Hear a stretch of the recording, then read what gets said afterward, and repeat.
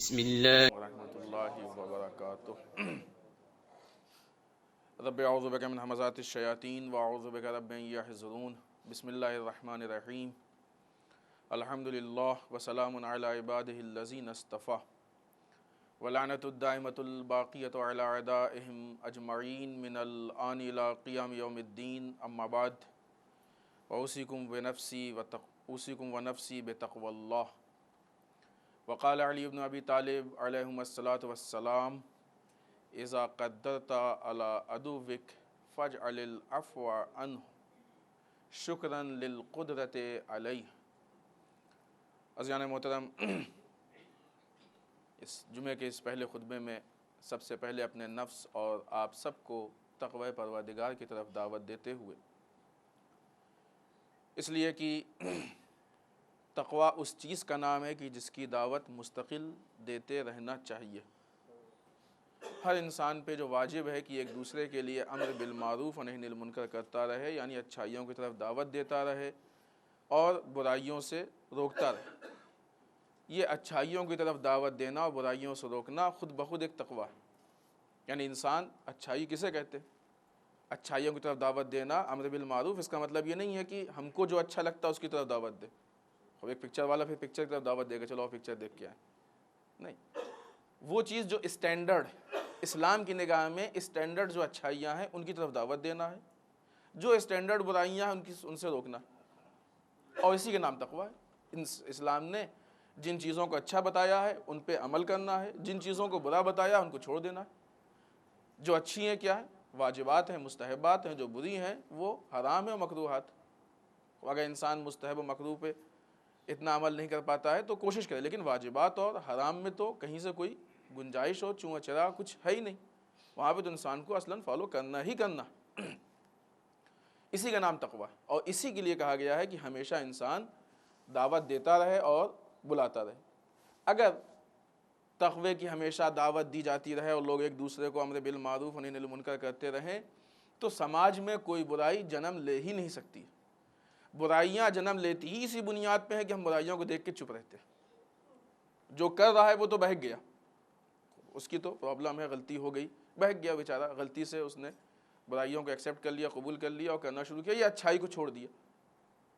لیکن جو دیکھ رہا ہے وہ تو اس سے باہر ہے۔ دیکھیں بہت سارے فلسفے ہیں، ابھی ہم امر بالمعروف نہی عن المنکر کے موضوع پہ نہیں بول رہے ہیں، تقوی کے عنوان سے، لیکن جو انسان برائیوں میں ملوث ہو گیا، غلط کام کر رہا ہے یا اچھائیوں کو چھوڑ رہا ہے، وہ تو اس ماحول میں چلا گیا، ہو سکتا ہے شاید اس کو سمجھ ہی میں نہ آتا ہو کہ یہ برا ہے، غلط ہے۔ لیکن جو انسان اس میں ملوث نہیں ہوا، جو اس سے الگ ہے، جو اس سے باہر ہے، جو اس کو نہیں کر رہا ہے یا واجبات کو نہیں ترک کر رہا ہے، وہ تو اس اچھے اور برے کو محسوس کر رہا ہے۔ تو اگر وہ خود بہک گیا اور نہیں سمجھ پا رہا ہے اچھا برا، تو یہ تو کم سے کم محسوس ہے۔ اسی لیے کہا گیا کہ تم پہ واجب ہے کہ اس کو متوجہ کرو، تاکہ جس طریقے سے ڈوبتے ہوئے کو باہر والا نکالتا ہے، وہ تو اپنا بیلنس کھو بیٹھا ہے، تیرنا نہیں جانتا یا تیر نہیں پا رہا ہے یا پانی پی لیا، وہ ہاتھ پیر مار رہا ہے، اب وہ نہیں نکل سکتا۔ لیکن جو انسان باہر سے دیکھ رہا ہے، یہ اگر ایک ہاتھ کا اور ایک رسی کا یا تیر کے خود سہارا دے دے تو اس کی جان بچ جائے گی، ہے کہ نہیں؟ اور کوئی نہیں دیکھ کے برداشت کرتا ہے۔ اگر کوئی انسان ڈوب رہا ہے، سامنے والا کھڑا ہو کے دیکھ رہا ہے، نکال سکتا ہے نہ نکالے تو اس کو لوگ کیا کہیں گے؟ کوئی اندھا کنویں میں گر رہا ہے، گڈھے کی طرف جا رہا ہے، اور کوئی آنکھ والا کھڑا ہو کے دیکھتا رہے اور اس کے بعد اس کو نہ روکے، لوگ کیا کہیں گے؟ کہیں گے نا برا ہے، کتنا بڑا خود غرض تھا، کتنا، بلکہ خود غرض بھی نہیں، اس میں خود غرضی کیا ہے، بے حس تھا، احمق تھا، بیوقوف تھا، احساس نہیں ہے کسی کی جان کے بچانے کا۔ جہاں پہ انسان کا جسم ختم ہو رہا ہے، جان جا رہی ہے، وہاں پہ لوگ اتنا کہتے ہیں۔ اور جہاں پہ ایسی برائی ہے کہ جو انسان کے کردار کو خراب کرتی ہے، اور جب انسان کا کردار خراب ہوتا ہے تو انسانیت پہ حرف آتا ہے، کیونکہ برائیاں پہ پھیلتی ہیں سماج میں، معاشرے میں۔ یہ مت سوچیں کہ ایک پڑوسی یا ایک انسان غلط کر رہا ہے تو وہی غلط ہوگا، نہیں، وہ غلطی، جیسے کچھ بیماریاں چھوت کی ہوتی ہیں جو ایک سے دوسرے میں پہنچتی ہیں، اسی طریقے سے گناہ چھوت کی بیماری کا نام ہے جو معاشرے میں پھیلتا ہے۔ آپ دیکھیں کتنی تیزی سے گناہ پھیل رہا ہے۔ روز اول گنہگار پیدا نہیں ہوئے تھے، لیکن آہستہ آہستہ گناہوں میں ملوث ہوئے اور گناہ پھیلتا گیا، اور اتنا پھیلا کہ آج اچھائیاں کم دکھ رہی ہیں، گناہ زیادہ دکھ رہے ہیں۔ اس کا مطلب کہ گناہ میں پھیلنے کی صلاحیت پائی جاتی ہے۔ تو جس طریقے سے ڈوبنے والے کو نہ بچایا جائے تو جو نہ بچا اس کو لوگ برا بھلا کہتے ہیں، گرنے والے کو جو نہ بچا اس کو برا بھلا کہتے ہیں، اسی طریقے سے کوئی اگر گناہ کو کسی کو گناہ میں ملوث دیکھے اور نہ بچایا جائے تو اس کو بھی تو غلط کہنا چاہیے، اور وہ زیادہ غلط ہے، اس لیے کہ اس جگہ پہ صرف ایک شخص مر رہا ہے، یہاں پورا سماج مر رہا ہے۔ سماج کا بچانا زیادہ اہم ہے انسان کے لیے۔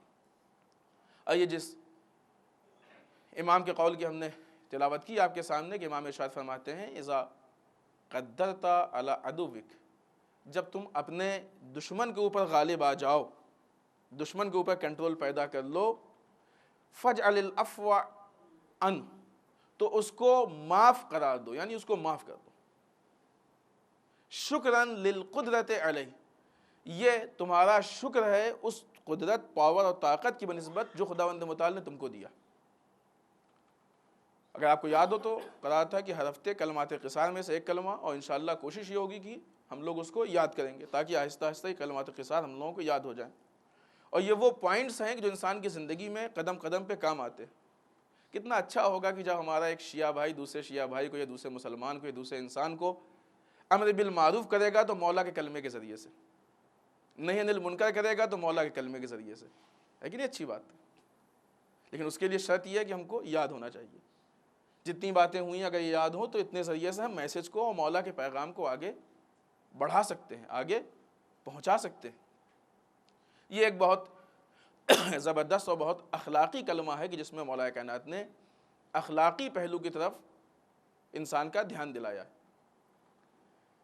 اس لیے کہ جب انسان اپنے دشمن پہ غلبہ پاتا ہے، کنٹرول پاتا ہے، تو اس کے اندر ایک صلاحیت ہوتی ہے اور ایک خواہش ہوتی ہے انتقام کی، اور بعض اوقات یہ بعض کے بلکہ اکثر اوقات یہ انتقام کی جو اس کی خواہش ہوتی ہے یہ غصے سے مل جاتی ہے۔ جب انتقام کی خواہش غصے سے مل جاتی ہے، اور چونکہ غصہ جذبات کا نام ہے، غصہ عقل کے خلاف انسان کو لے جاتا ہے، غصہ انسان کی عقلوں کو مار دیتا ہے، تو اب غصے میں آنے کے بعد اور جذبات میں آنے کے بعد جب انسان انتقام کی بات کرتا ہے تو اس میں تجاوز یعنی حد سے زیادہ کام کر لیتا، یہ سماج کے لیے نقصان دہ۔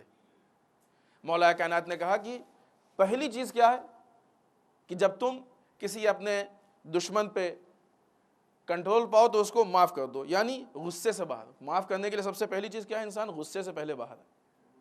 جب تک انسان غصے سے باہر نہیں آئے گا کسی کو معاف نہیں کر سکتا ہے۔ تو پہلے اپنے غصے پہ کنٹرول پہ قابو پائے، غصے سے باہر آئے، حق و باطل کو پہچانے، اچھی بری چیز کو، کیونکہ جب غصہ انسان کے اوپر غالب ہوتا ہے، غصے کا انسان پہ کنٹرول ہوتا ہے تو انسان اچھائیوں برائیوں کو نہیں پہچان پاتا ہے، لیکن جب انسان کا غصے پہ کنٹرول ہوتا ہے تو انسان اچھائی و برائی کو پہچانتا ہے۔ لہذا انسان کا غصہ بھی اتنا نہ آنا چاہیے کہ انسان اچھائی و برائی کے دائرے سے، اس کے رینج سے باہر نکل جائے۔ عجیب مسئلہ ہے، بہرحال ہم نے تو اس کو الگ عنوان سے ہمارا بیان ہوتا ہے۔ مولا کائنات اپنے دشمن کے سینے سے اتر کے بتانا چاہتے ہیں کہ دیکھو غصے اور جذبات کی بنیاد پہ نہیں ہم یہاں تک پہنچے ہیں، اپنی ذمہ داری اور فریضے کی بنیاد پہ یہاں تک پہنچے ہیں۔ اپنی ذمہ داری پہ انسان کو عمل کرنا چاہیے، نہ کہ جذبات و غصے پہ۔ جس چیز کی ضرورت ہے اس پہ انسان کو عمل کرنا چاہیے۔ دوسری چیز کہ ہر انسان کے اندر طاقت ہے، پاور ہے۔ جب تم اپنے دشمن پہ غالب آ جاؤ، کیسے آؤ؟ کبھی مال سے، کبھی اپنے بازو کی طاقت سے، کبھی اپنے مین پاور جو سپورٹر کسی نہ کسی، کبھی عہدے سے، کبھی افواہوں سے، کبھی میڈیا سے، یہ ساری چیزیں ہوتی ہیں نا۔ انسان دشمنوں پہ قابو پاتا ہے، افواہ کے ذریعے سے بھی قابو پاتا ہے، دوسری چیزوں سے بھی قابو پاتا ہے۔ جب بھی انسان کو طاقت ملے، کسی طاقت کے ذریعے اپنے دشمن پہ قابو پاتا ہے، یا وہ پیسے کی طاقت ہوتی ہے، یا جسم کی طاقت ہوتی ہے، یا ساتھ دینے والوں کی طاقت ہوتی ہے، یا عہدے کی طاقت ہوتی ہے، یا میڈیا کی طاقت ہوتی ہے، کسی طاقت سے انسان کنٹرول پاتا ہے۔ جب تم طاقت پاؤ تو طاقت کا شکر یہ ہے کہ اپنے دشمن کو معاف کر دو۔ طاقت نعمت الہی کا نام ہے، طاقت خدا کی دی ہوئی نعمت کا نام ہے، اور ہر نعمت کا تقاضا یہ ہے کہ شکر کیا جائے، اور ہر نعمت کا بنیادی شکر یہ ہے کہ اس کا صحیح استعمال ہو۔ طاقت کا صحیح استعمال یہ ہے کہ باطل کے خلاف طاقت استعمال ہو، حق کے خلاف استعمال نہ ہونی چاہیے۔ آپسی اختلافات جب ہوں، آپسی دشمنی ہو، تو ایسے میں انسان کی کوشش یہ ہو کہ آپسی مسائل کو حل کر کے اس دشمن کو اس دشمنی کی حد سے نکال کے دوستی تک پہنچا دے۔ یہ انسان کی ذمہ داری اور طاقت کا صحیح استعمال ہے۔ ہم یہ سمجھتے ہیں کہ دوسروں پہ کنٹرول پانا طاقت ہے. نہیں، اسلام نے یہ تم کو نہیں بتایا. دوسروں پہ کنٹرول پانا اتنی بڑی طاقت نہیں ہے. اپنے نفس پہ کنٹرول پانا زیادہ بڑی طاقت ہے. دوسروں پہ تو کنٹرول پانا بہت آسان. انسان آج تو دیکھ لی، جس کے پاس خود کوئی طاقت نہیں ہوتی وہ بھی دوسروں پہ کنٹرول پا جاتا ہے. کسی بھی ذریعے سے انسان دوسروں پہ کنٹرول پا جاتا ہے. اصل طاقت یہ ہے کہ انسان اپنے وجود پہ اسی لیے جب جہاد میں جہاد اکبر کی بات آئی ہے تو کہا جب انسان اپنے نفس پہ کنٹرول پاتا ہے تو وہ جہاد اکبر، جو اپنے نفس پہ. پھر وہی مثال دیں گے کہ مولا کائنات اگر صرف دشمنوں کے گلے کاٹتے تو معلوم ہوتا ہے کہ مولا میدان جنگ میں صرف جہاد اصغر کر رہے ہیں، لیکن سینے سے اتر کے مولا نے بتایا کہ دیکھو بیک وقت علی جہاد اصغر بھی کر رہا ہے، جہاد اکبر بھی کر رہا ہے. ہم اپنے نفس پہ کنٹرول کر کے ہر کام کرتے ہیں، نہ یہ کہ نفس کے جذبات میں آ کے. اسی لیے یہ وہ شخصیات ہیں کہ جن کا غصہ جذبات کی بنیاد پہ نہیں ہوتا ہے، جن کا غصہ نعوذ باللہ ان کے عقل پہ حاوی نہیں ہوتا، ان کا غصہ عین عقل کے مطابق ہوتا ہے. جناب عباس علیہ السلام کی شخصیت کہ ہمارے درمیان اتنی زیادہ نہیں معلوم یہاں بامبے میں کیا ہے، لیکن بہرحال اکثر جگہوں پہ اتنی زیادہ غصے سے ہم نے ان کو جوڑ دیا، غصہ غصہ غصہ، کہ بعض اوقات اپنا جو مزاج ہوتا ہے غصے کا وہ ہم اس میں دیکھنا چاہتے ہیں، ان کا جو مزاج ہے اس کو اپنے میں دیکھیں. اور یہ پرابلم کئی جگہ پہ ہے. بجائے اس کے کہ وہاں سے ہم امپورٹ کریں، ہم وہاں کے لیے ایکسپورٹ کرنے کی کوشش کرتے ہیں. ہم ہوتے تو ایسا کرتے اور ایسا ہونا چاہیے، ویسا. مشورہ دینے کی جگہ نہیں ہے، لینے کی جگہ ہے. انہوں نے کیسا کیا ویسا ہم کو کرنا چاہیے، وہ جیسا چاہتے ہیں ویسا ہم کو کرنا چاہیے. ان کو جیسا غصہ آتا ہے ویسا غصہ، ان کو جیسا رحم ویسا رحم.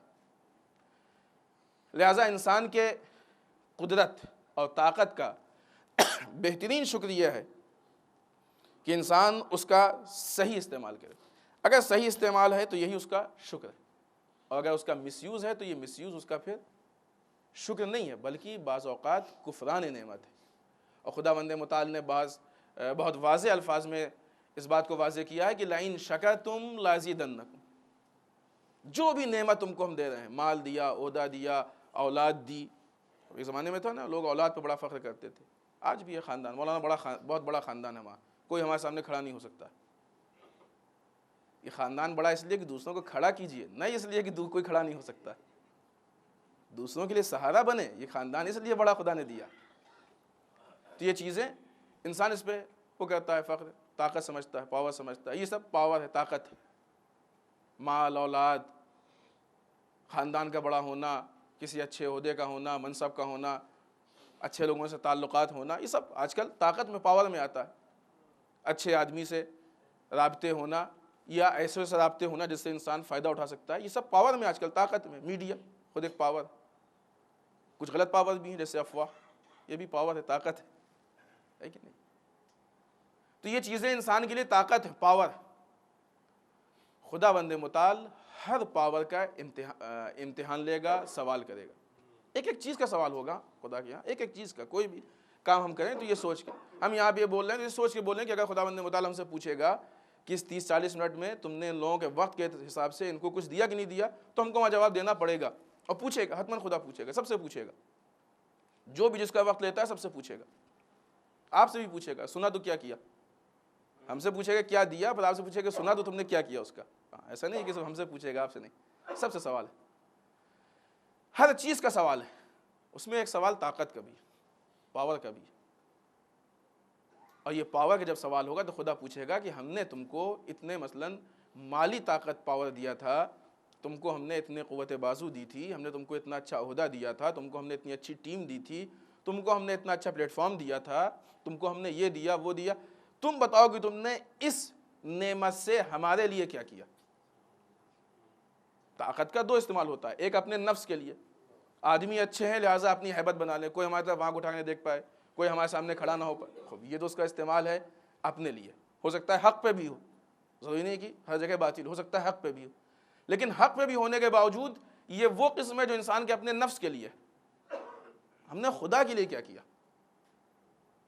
اگر یہ طاقت ہم نے صرف اپنے لیے، اسی لیے یہاں پہ مولا کائنات عفو کی بات کر رہے ہیں، بخشش کی بات کر رہے ہیں. انتقام اپنی ذات کے لیے ہوتا ہے، بخشش خدا کے لیے ہوتی ہے. تم نے اس پاور کی بنیاد پہ، اس طاقت کی بنیاد پہ لوگوں سے بدلہ لیا یا معاف کر دیا. اگر بدلہ لیا تو اپنے نفس کے لیے، معاف کر دیا تو ہمارے لیے. اب دیکھنا یہ ہے کہ کس کے لیے. یہ بہترین راستوں میں سے ہے کہ جو تقوی پروردگار کی طرف انسان کو لے جاتا ہے، اور ایک تمرین ایکسرسائز ہے کہ انسان اپنے نفس پہ کنٹرول کرنا سیکھ جاتا ہے، عادی ہو جاتا ہے نفس پہ کنٹرول کے۔ آئیے بارگاہ پروردگار میں دعا کرتے ہیں کہ پالنے والے ہماری اس طاقت کو بہتر سے بہتر بنا اور اس کا بہتر استعمال ہم کو کرنے کی توفیق عنایت فرما۔ بسم اللہ الرحمن الرحیم، انا اعطیناک الکوثر فصل لربک وانحر ان شانئک هو الابتر۔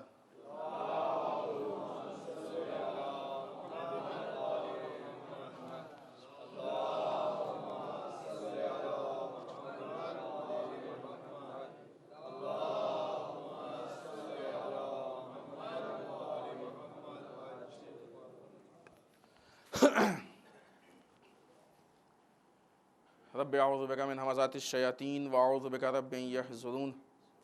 بسم اللہ الرحمن الرحیم، الحمد للہ الذی لا یبلغ مدحتہ القائلون ولا یحصی نعماہ العادون ولا یؤدی حقہ المجتہدون۔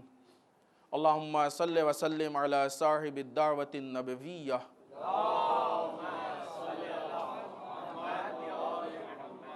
والصولة الحیدریہ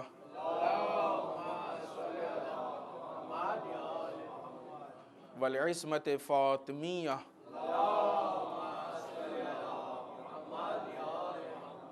والحلم الحسنیہ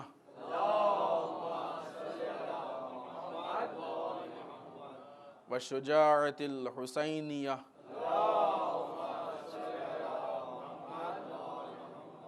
والعبادة السجادیہ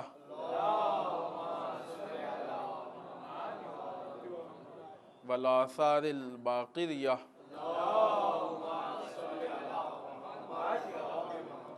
والماسر الجعفریہ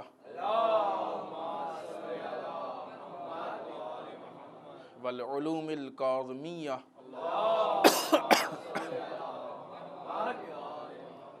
والرضاء الرضویہ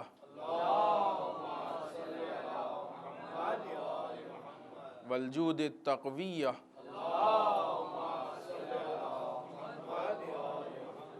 والنقاوة النقویہ والہیبة العسکریہ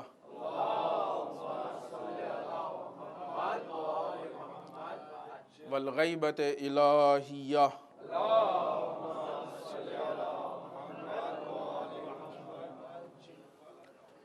واللعنة الدائمة الباقية على أعدائهم أجمعين من الآن إلى قیام یوم الدین، اما بعد۔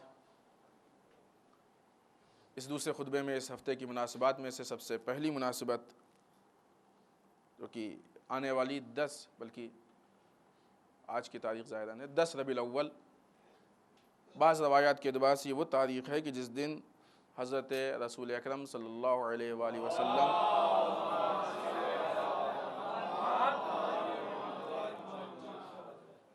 کی شادی ام المومنین ملکۃ العرب حضرت خدیجۃ الکبریٰ کے ساتھ ہوئی۔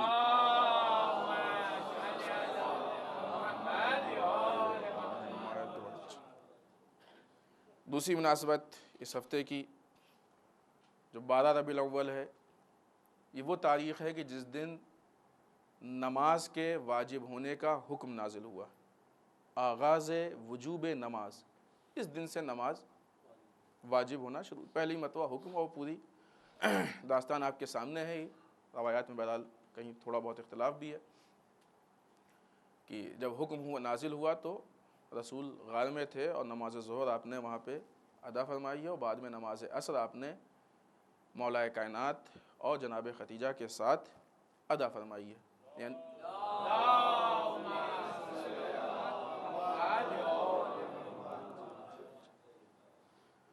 تیسری مناسبت جو اس ہفتے کی ہے وہ یہ کہ بعض روایات کے اعتبار سے 14 ربیع الاول، بعض کے حساب سے 12 ربیع الاول، اور بعض روایت کے حساب سے 15 ربیع الاول۔ ظاہراً 14، 12 اور 15 سے زیادہ قوی ہے۔ یہ وہ تاریخ ہے کہ جس دن یزید ملعون سن 64 ہجری میں اس دنیا سے جہنم کی طرف کوچ کر گیا۔ ظاہر سی بات ہے کہ امام حسین کے انکار بیعت اور انقلاب کربلا کے بعد پھر یزید نہیں رہ گیا تھا، یزید ایک کردار کے عنوان سے پہچانا جانے لگا تھا۔ یزید تو چلا گیا، لیکن سوال اس کا ہے کہ یزیدیت گئی کہ نہیں گئی؟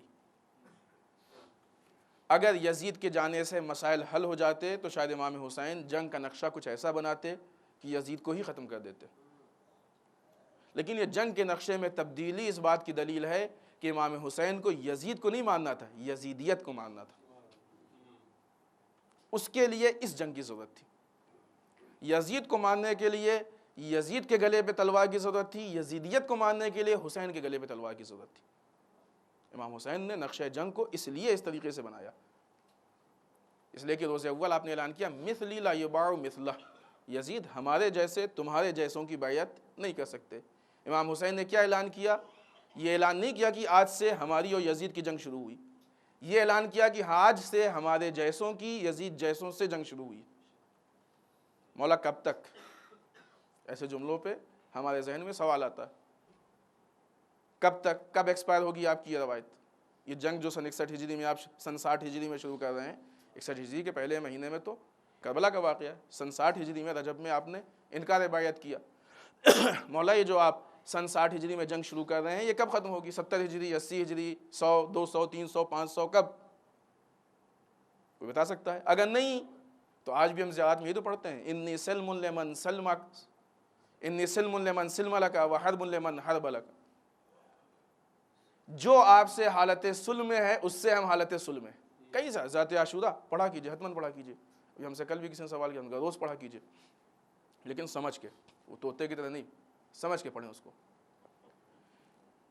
اس میں بھی یہ جملہ ہے کہ مولا جو آپ سے حالت جنگ میں ہے اس سے ہم بھی حالت جنگ میں ہیں، اور جو آپ سے حالت سلم میں ہے اس سے ہم بھی حالت سلم میں ہیں۔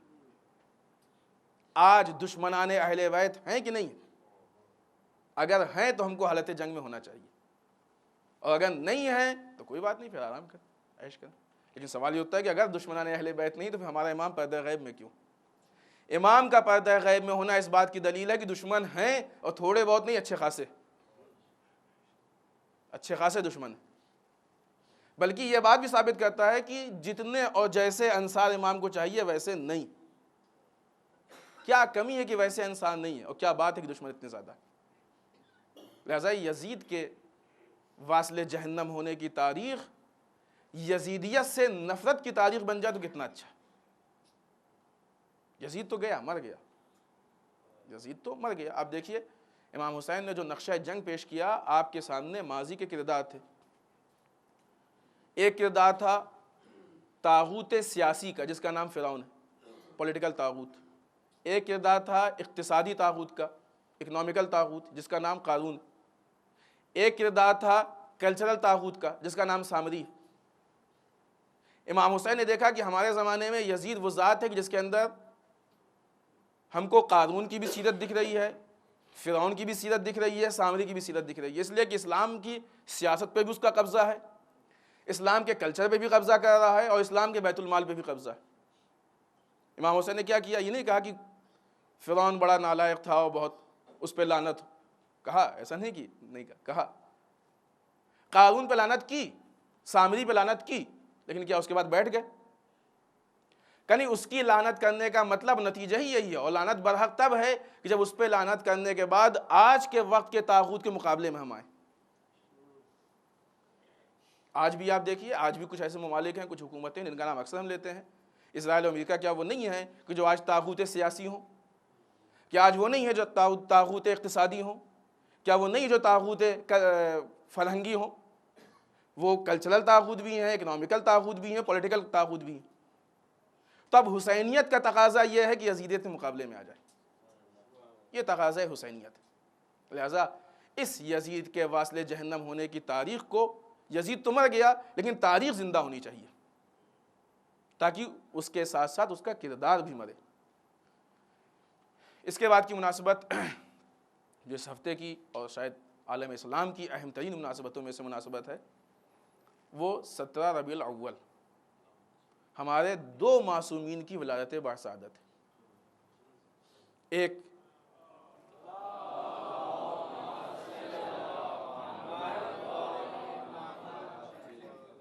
سرور کائنات حضرت ختمی مطبت احمد مجتبیٰ محمد مصطفیٰ رسول خدا صلی اللہ علیہ وآلہ وسلم،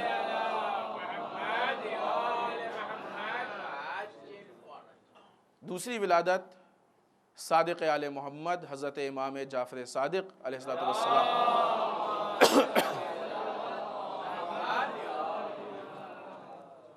رسول کی ولادت کے متعلق جو روایات ہیں، الگ الگ روایتیں ہیں، بہت سی روایتیں ہیں، بعض روایتیں 12 ربیع الاول کی بھی ہیں، بعض 17 کی بھی ہیں، لیکن ہم لوگوں کے نزدیک 17 والی زیادہ معتبر ہے، برادران اہل سنت کے نزدیک 12 والی زیادہ معتبر ہے۔ بعض خوشیاں ایسی ہوتی ہیں کہ جس کا تعلق ہمارے خیال سے اگر ایک دن سے ہو تو وہ محدود ہے، ایک دن میں اگر اس کو محدود کہے محدود ہے۔ رسول اس ذات کا نام ہے کہ جس نے اس دنیا میں انسانیت پھیلائی، جس نے حیوانوں میں انسان پیدا کیا، انسانوں میں مسلمان پیدا کیا، مسلمانوں میں بزرگ سلمان پیدا کیا۔ اس رسول کی خوشی ایک دن منا کے چھوڑ دے، یہ نہیں، حق ادا نہیں ہو رہا۔ ایک دوسری چیز کہ رسول مسلمانوں کا ہے، رسول مسلمانوں کا ہے، صرف شیعوں کا نہیں، رسول مسلمانوں کا، اور اس بات کو ہمیں ثابت کرنا ہوگا۔ جس بات کو امام سجاد نے یزید کے بھرے دربار میں ثابت کیا ہے، اس کو آج ہمیں پوری دنیا میں ثابت کرنا ہوگا۔ یہ تو پوچھا تھا کہ یزید، یہ جس محمد کا نام تیری اذان میں ہے، یہ تیرا جد ہے یا میرا جد ہے؟ ہم کو اپنا رشتہ رسول سے جو ہے اس کو ثابت کرنا ہوگا۔ اس رشتے کو ثابت کرنے کے لیے رسول کی جو تقسیم بندی ہے، سنیوں کے رسول اور شیعوں کے رسول، اس تقسیم بندی کو ختم کر کے اتحاد کے اس پلیٹ فارم پہ آنا پڑے گا کہ اس پورے ہفتے کو ہفتہ اتحاد کہہ لیجئے، ہفتہ وحدت کہہ لیجئے، الفاظ کا فرق مشکل نہیں۔ ہفتہ اتحاد کی ہم تھوڑی وضاحت کر دیں، بعض اوقات اتحاد کے معنی کو لے کے کنفیوژن ہوتا ہے۔ اتحاد کا مطلب بالکل یہ نہیں کہ ہم اپنے دین میں کوئی کمی کریں، دین کو بدل نہیں، اگر دین بدل دیں گے تو اتحاد کی ضرورت ہی نہیں رہے گی نا۔ پھر تو اگر ہم ان کے جیسے دین پہ عمل کریں گے تو اتحاد کی ضرورت نہیں ہے، وہ ہمارے جیسے دین پہ عمل کریں تو اتحاد کی ضرورت نہیں، دین بدل گیا۔ اتحاد کا مطلب یہ ہے کہ ہم مکمل اپنے دین پہ، دین اہل بیت، دین رسول پہ مکمل جو ہم تک ہے آیا ہے اس پہ باقی رہیں، اور وہ اپنے دین پہ باقی رہیں، اور اس کے ساتھ کہ دونوں اپنے دین پہ باقی ہوں، آپسی اختلافات ختم ہو جائیں۔ اس کا نام اتحاد ہے۔ اتحاد دین کے بدلنے کا نام نہیں ہے، اتحاد اختلاف کے ختم ہونے کا نام ہے۔ 12 ربیع الاول سے وہ دن آ رہے ہیں، دیکھیے عزیزان محترم، جس وقت اسلام پہ سب سے بڑا حملہ ہوا، اس حملے کی تاریخ کو ہم نے ایک دن میں محدود نہیں کیا۔ واقعہ کربلا ایک دن کا واقعہ ہے، 10 محرم کا ہے، لیکن ہم لوگ چاند سے سوگوار ہو جاتے ہیں، ہے کہ نہیں؟ کیوں؟ اس لیے کہ اتنا اہم واقعہ ہے، اتنا بڑا واقعہ ہے، 2.25 مہینے 68 دن ہم سوگوار رہتے ہیں۔ تو جو اصل اسلام لے کے آیا، کیا ایک ہفتے پہ بھی اس کا حق نہیں ہے؟ 12 ربیع الاول سے اس ولادت کی مبارک بات کو شروع کریں، جو کم سے کم 17، میں نہیں کہہ 17 پہ ختم کر دیں، آپ کم سے کم 17 تک تو چلے ہی چلے، تاکہ یہ بھی معلوم ہو کہ رسول کی ذات کتنی بڑی ذات ہے، یہ بھی معلوم ہو کہ رسول سے ہمارا رشتہ کیا ہے، اور یہ بھی معلوم ہو کہ رسول کس کا رسول ہے، امت اسلامی کا رسول ہے، کسی خاص فرقے کا، کسی خاص مسلک کا نہیں ہے، امت اسلامی کے رسول وہ ہیں جو اسلام لے کے آئے ہیں، جن کے کلمے کی بنیاد پر لوگ مسلمان بنے۔ جب اس خوشی کے ذریعے سے اور اس ہفتہ وحدت کے ذریعے سے ہم ایک پلیٹ فارم پہ آئیں گے، اس وقت ہم کو یہ موقع ملے گا کہ اب جو اسلام میں فرق موجود ہے، اس فرق کی بنیاد پہ ہم جن چیزوں کو سمجھتے ہیں جن کے پاس نہیں ہے، وہ ہم ٹرانسفر کر سکتے ہیں۔ جن چیزوں کو سمجھتے ہیں ان کے پاس نہیں، ہم ٹرانسفر کر سکتے ہیں۔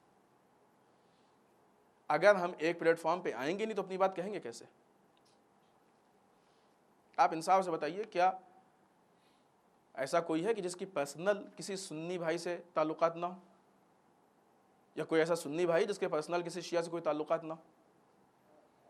ہمارے پرسنل تعلقات تو سنی شیعہ میں ہو سکتے ہیں، جب یہی تعلقات مذہب کی فلاح و بہبود، اس کی کامیابی کے لیے استعمال ہو جائے تو اور اچھا نہیں ہے۔ اس تعلقات کے ذریعے سے ہم دین کی جو باتیں ان تک پہنچانا چاہیے پہنچا سکتے ہیں، اس کو لے کے آئے ہم۔ رسول نے اپنے کسی تعلق کو پرسنل تعلق رکھا ہے، خوبصورت رسول کو اگر رسول کی ولادت کے موقع پہ استعمال نہیں کریں گے تو کب استعمال کریں گے؟ اگرچہ پوری زندگی کے لیے۔ لقد کان لکم فی رسول اللہ اسوۃ حسنہ، آگاہ ہو جاؤ کہ ذات رسول تمہارے لیے بہترین نمونہ عمل ہے۔ تو اگر رسول نمونہ عمل ہے تو اگر سیرت رسول یہ کہتی ہے کہ یہ مسلمان ایک پلیٹ فارم پہ ہوں اچھی بات ہے نا۔ تاکہ دیکھیں فطری چیز ہوتی ہے کہ جب دو لوگ ایک جگہ جمع ہوتے ہیں، مثلا ایک عالم اور ایک جاہل جمع ہو گیا، تو عالم جاہل سے جہالت نہیں لیتا ہے، جاہل عالم سے علم لیتا ہے۔ اگر ہم کو اس بات پہ یقین ہے کہ ہمارے اندر نقص نہیں ہے، کمال پایا جاتا ہے، اور ان کے اندر نقص ہے اور کمال نہیں ہے، تو ان کے ساتھ بیٹھنے میں کیا حرج ہے؟ ناقص کامل سے لیتا ہے، کامل ناقص سے نہیں لیتا ہے۔ اگر ہم بیٹھنے سے بھاگ رہے ہیں تو اس کا مطلب ہم کو اپنے کمال میں شک ہے، اگر یقین ہے تو بیٹھنے میں کیا حرج ہے؟ بیٹھ کے ہم اپنے کمال کو ان تک ٹرانسفر کرنے کی کوشش کریں، ان تک پہنچانے کی۔ اور اسی طریقے سے ان سے بھی ہم یہ کہیں گے کہ اگر آپ کو یہ لگتا ہے کہ آپ حق پہ ہیں تو آپ آگے بیٹھیے، اگر آپ کو یہ لگتا ہے کہ آپ کامل ہم ناقص ہیں، آپ آگے بیٹھیے، آپ اپنے کمال کو دیجیے۔ پھر جب دونوں جمع ہوں گے تب طے ہوگا کہ کون کامل ہے کون ناقص ہے۔ جب جمع ہی نہیں ہوں گے تو ہر آدمی اپنے ذوق میں ناقص میں ہی طے کرے گا کہ ہم ہی بس سب سے اچھے۔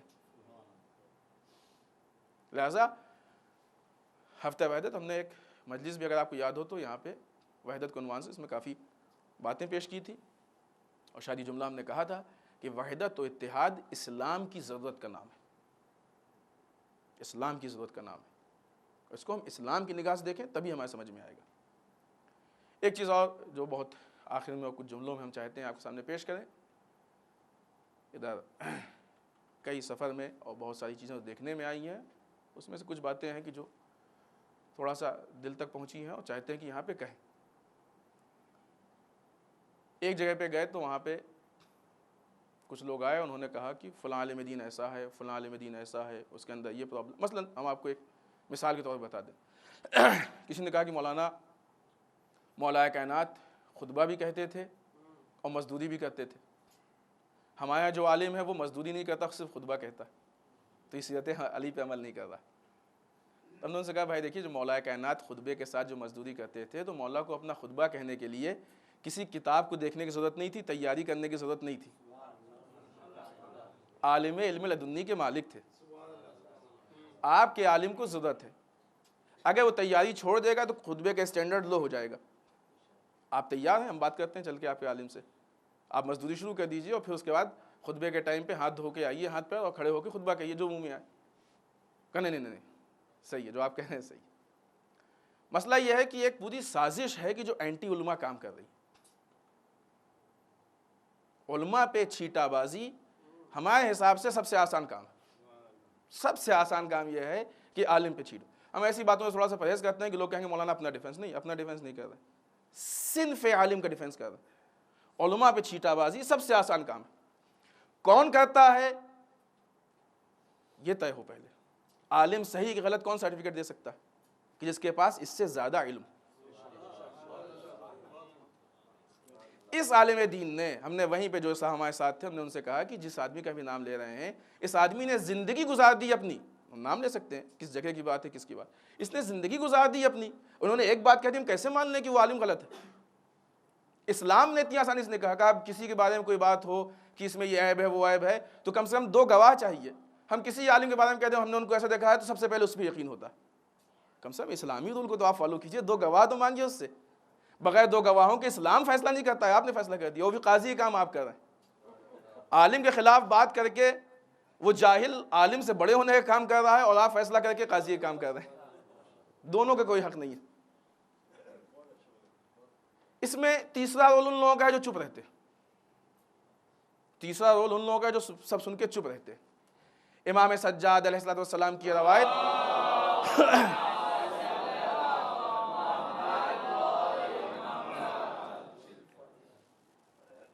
جب امام کوفے سے گزر رہے تھے تو جو کوفے والے وہ جو کہ میدان کربلا میں جنگ میں نہیں گئے تھے، جب امام نے ان کو دیکھا روتے ہوئے، رو رہے تھے، بے تحاشا رو رہے تھے، اور واقعی رو رہے تھے، دل سے رو رہے تھے، جب امام نے ان کو دیکھا تو کہا کہ اگر تم رو رہے تو ہمارے باپ کا قاتل کون ہے؟ کیوں امام نے یہ قتل کی بات کیوں کی؟ یہ امام نے ان کی خاموشی کی بنیاد پہ کہا۔ جو لوگ قتل کرنے کے لیے میدان جنگ میں علی کے مقابلے میں آئے تھے، وہ تو قاتل، وہ امام حسین کے مقابلے میں آئے تھے، وہ تو قاتل حسین تھے ہی تھے۔ جو خاموشی سے اپنے گھر میں بیٹھے تھے، امام کی نگاہ میں وہ بھی قاتل تھے، اور آپ بھی زیادہ پڑھتے ہیں۔ اللہ کی اس پہ لعنت جس نے ظلم کیا، اس پہ اللہ کی لعنت جس نے قتل کیا، اور اس پہ اللہ کی لعنت جس نے سنا اور خاموش رہا۔ ظلم اگر سنا جائے تو سن کے خاموش نہیں رہنا چاہیے، بولنا چاہیے۔ اگر کوئی خاموش رہ جائے تو یہ صفت کوفی ہے، صفت مسلم نہیں ہے۔ مسلم اور کوفیوں کی صفت میں فرق ہے۔ مسلمان اور جناب مسلم کی صفت نہیں ہے کہ ظلم کے مقابلے میں چپ رہے، کوفیوں کی صفت ہے کہ ظلم کے مقابلے میں چپ رہے۔ لیکن بہرحال فیشن ہے، بولنے والے کے اپنے فیشن ہے۔ اب وہ جب ہی بات گزری ہے، انسان اپنے پاور کو یوز کرتا ہے۔ اگر اس کے پاس کوئی پاور خدا نے دی ہے تو اس کو یوز کرتا ہے، یوز کر کے پروپیگنڈا پھیلاتا ہے۔ پروپیگنڈا ایک تفصیلی موضوع ہے، اس سے پہلے ہم نے کہیں پہ اس پہ تفصیل سے مجلس پڑھی، کہیں موقع ہوگا تو آپ کے سامنے بھی ہم بات کریں گے کہ پروپیگنڈا ہوتا کیا، اس کا اسلام پہ کیا اثر ہے۔ المختصر، پروپیگنڈے میں اتنی طاقت ہے کہ جناب ابو طالب کو کافر بنا سکتا ہے۔ پروپیگنڈے میں اتنی طاقت ہے کہ وہ مولا کائنات کو نعوذ باللہ بے نمازی بنا سکتا ہے۔ پروپیگنڈے میں اتنی طاقت ہے کہ امام حسین کو نعوذ باللہ واجب القتل بنا سکتا ہے۔ پروپیگنڈے سے تو ہوا ہی سب، پروپیگنڈا پھیل رہا ہے، سب مان رہے ہیں۔ علماء کے خلاف پورا محاذ ہے۔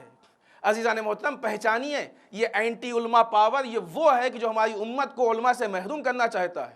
علماء وہ ہیں کہ جو امت کے سرپرست ہیں۔ جب بچہ یتیم ہوتا ہے تو بے سہارا ہوتا ہے۔ یہ وہ لوگ ہیں جو آپ کو یتیم بنانا چاہتے ہیں۔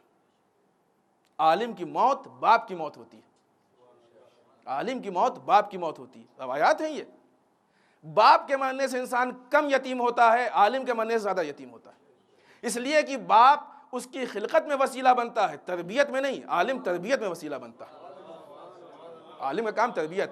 اب اگر کوئی اس تربیت کے راستے کو بلاک کر دے، روک دے، تو سوچئے کہ انسان کی شکل میں یہ حیوان نہیں ہوں گے تو کیا ہوں گے؟ انسان کی شکل میں حیوان۔ لیکن پورا ایک سوچ کام کر رہا ہے اور سننے والے سن کے خاموش ہے۔ کلپ بنتی ہے تو مشہور ہے نا، آپ نے بھی سنا ہوگا، دیکھا ہوگا۔ دیکھیں، ہم نے بھی شاید اس سے پہلے کسی جملے کو کہا تھا کہ کبھی بھی کسی کی مجلس کو ایک جملے میں نہ بیان کیجیے گا، یہ بہت بڑی خیانت ہے۔ کلپ بنانا ہے، آئیے ہم لوگ مل کے بناتے ہیں۔ سب سے پہلے قرآن کی کلپ بنائیں۔ قرآن نے کہا ہے نماز سے قریب مت جاؤ، چھوڑیے نماز، ابھی سے چھوڑیے۔ لا تقربوا الصلاۃ،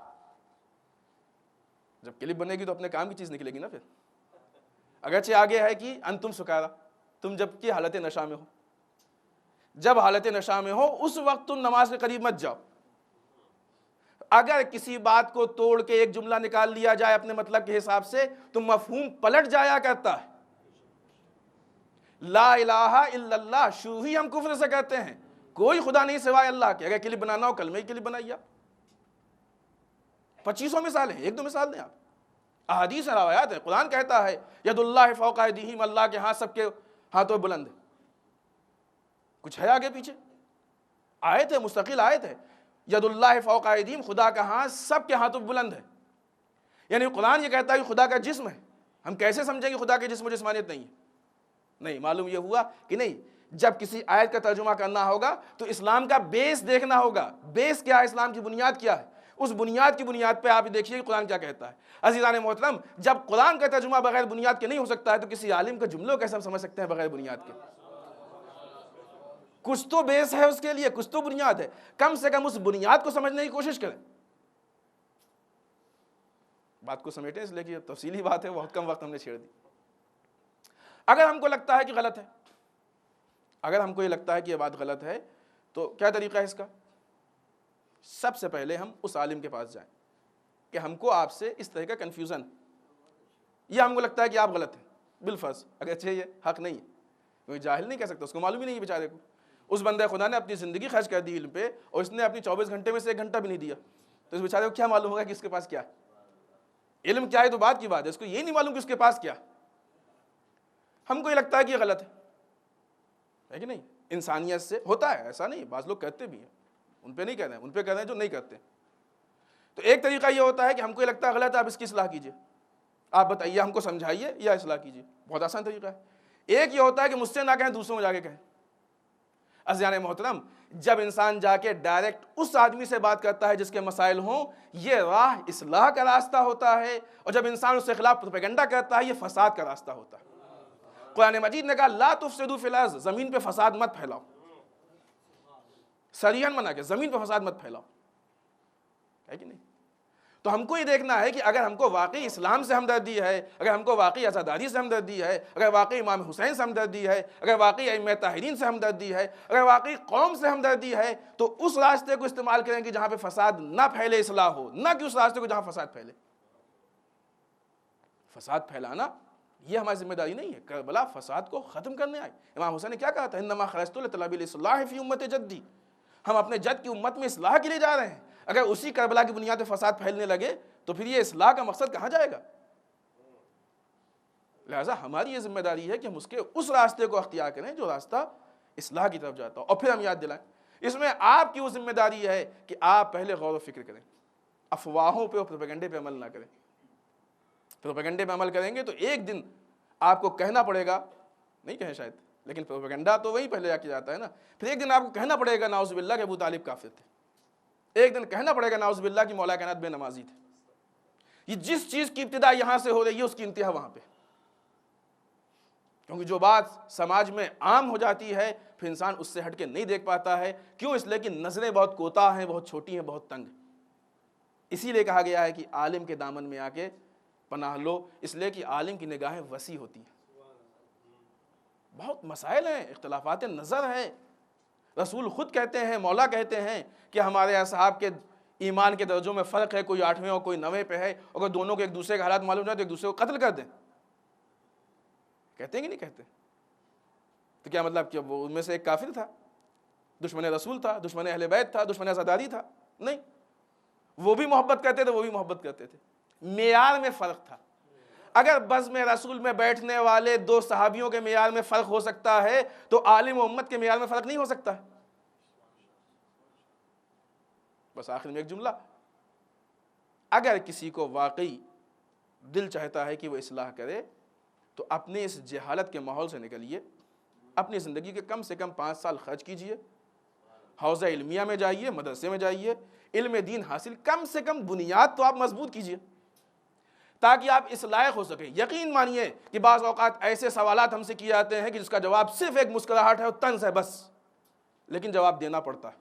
علماء ہے، پوچھئے گا، ان سے بھی ہوتا ہوگا، لیکن جواب دینا پڑتا ہے۔ آپ کی محبت میں، قوم کی محبت میں، اسلام کی محبت میں سمجھانا پڑتا ہے۔ اصل وہ سوال نہیں ہے۔ وہ کوئی اگر پوچھ لے آپ سے کہ اس چھت کے لیے یہ پلر کیوں ہے تو آپ کیا کہیے گا؟ ہنسنے کی بات ہے نا، لیکن ہم کو جواب دینے پڑتے ہیں، ایسے مجبوری ہے۔ نہیں جواب دیں گے تو ہماری قوم کنفیوز ہو جائے گی، ہماری قوم مشکلات میں پیدا ہو جائے گی، مشکلات میں پڑ جائے گی۔ تو اگر کسی کو واقعی ہمدردی ہے تو جائے پہلے اپنی بنیاد کو مضبوط کرے، علم دین حاصل کرے، اپنے کو اس مقام پہ پہنچائے کہ کم سے کم صحیح سے بات تو کر سکے، عالم سے اس کی بات تو سمجھ سکے، پھر ٹھیک ہے، پھر آپ اعتراض کیجئے، لیکن کم سے کم کسی پلیٹ فارم پہ تو آئیے، رائٹ تو لیجئے آپ اعتراض کا رائٹ تو آپ کے پاس ہونا چاہیے۔ ہم یہاں پہ بعنوان ایک عالم دین امام جمعہ، لیکن ہم کو بھی یہ رائٹ نہیں ہے کہ مر جائے وقت پہ ہم اعتراض کریں، اس لیے کہ وہ ہمارے معیار سے بہت بلند ہے، ہم اس معیار سے بہت پست ہیں، وہ صلاحیت نہیں۔ ہر آدمی کی کیٹیگری الگ ہوتی ہے۔ عجیب بات ہے، کوئی ڈاکٹر پہ کوئی اعتراض نہیں کرتا، انجینئرز پہ کوئی اعتراض نہیں کرتا ہے، سب شعبوں میں کوئی اعتراض نہیں، سارا اعتراض آ کے عالم دین پہ ہوتا ہے۔ سب سے مظلوم ذات علم دین ہے اور سب سے مظلوم دین اسلام ہے، جس کا جو دل چاہتا ہے کہہ لیتا ہے۔